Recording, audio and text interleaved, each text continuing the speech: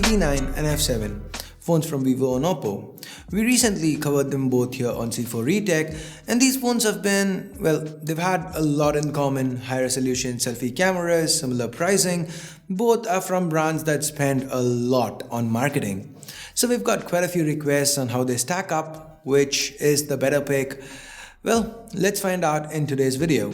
But before we do, if this is your first time here, or in case you just can't remember, my name's Ash, you're watching C4Retech, and this is our full comparison of the Oppo F7 with the Vivo V9. Before we begin, here's a card to our latest giveaway, and I will also be leaving a link in the description below. And while you're down there, hit that bell icon to get notified every time we upload a new video.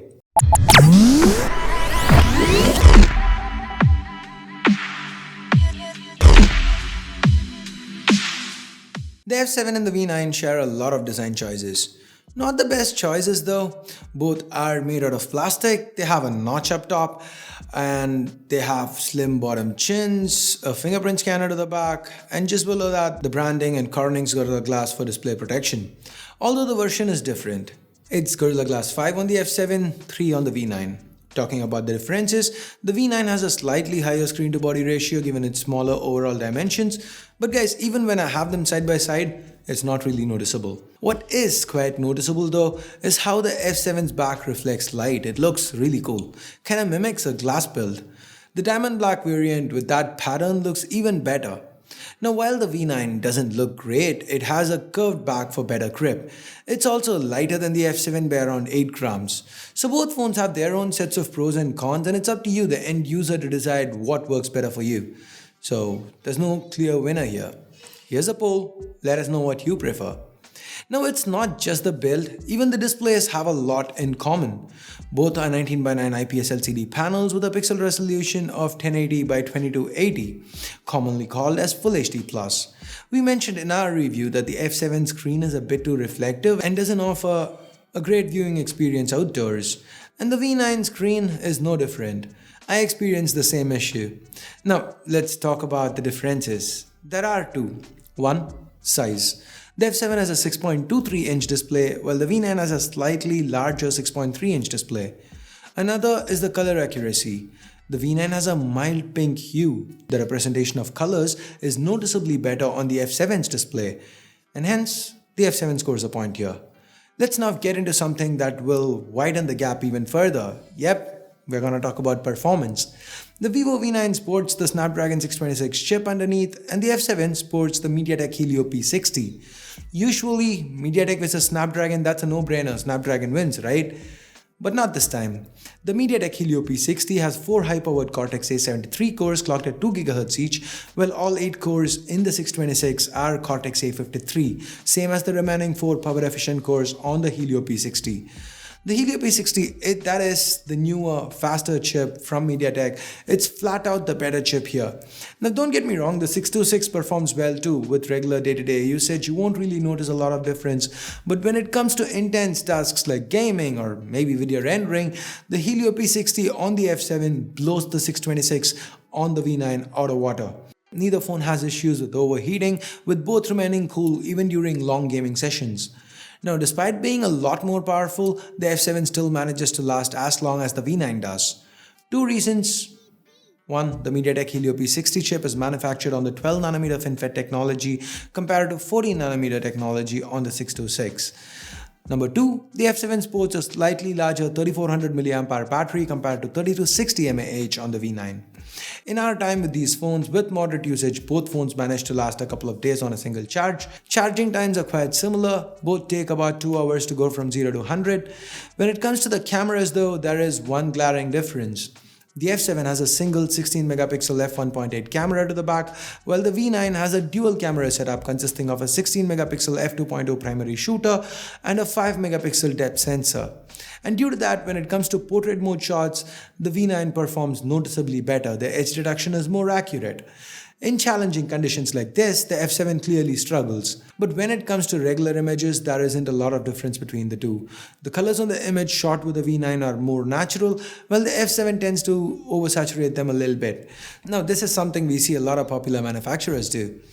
Zooming in, you can see the F7 captures more detail from the scene, the images are noticeably sharper, the dynamic range is more or less similar. Under low light, given the wider aperture, the F7 clicks better images. They are brighter, sharper, and have considerably less noise. Here are a few more comparisons for you.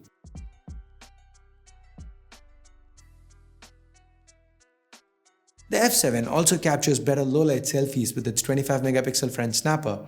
Look at the wall behind Sundar, or his neck. The difference in the amount of noise is clearly visible.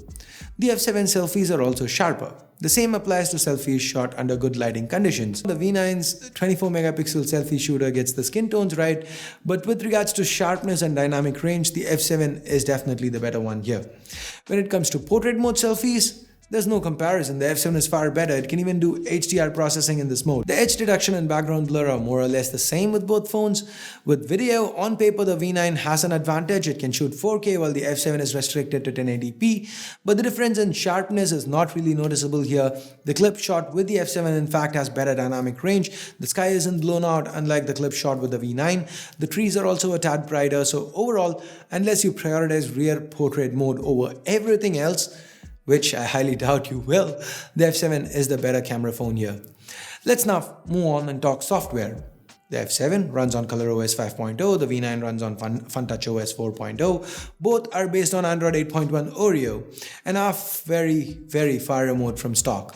Hell, FunTouchOS is far from Android itself. Yep, it looks very inspired from iOS. Right from the dialer app, the clock app, to the icons, to the notification panel, everything is very iOS inspired.